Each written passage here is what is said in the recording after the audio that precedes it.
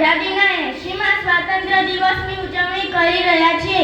15મી August આપણો સ્વાતંત્ર્ય દિન સેંકડો વર્ષોની અનેક પ્રકારની ગુલામીમાંથી મુક્ત થયેલો પવિત્ર તહેવાર છે.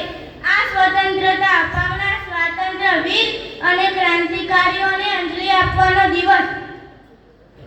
15મી ઓગસ્ટ 1947ના દિવસે આપણો દેશ આઝાદ 15મી ઓગસ્ટ 1947 સુધી આપણા દેશમાં અંગ્રેજોનું શાસન હતું. અંગ્રેજોએ આપણા દેશને પાયમાલ કરી નાખ્યો હતો. લોકોના ગૃહ ઉદ્યોગો પડી ભાગ્યા હતા.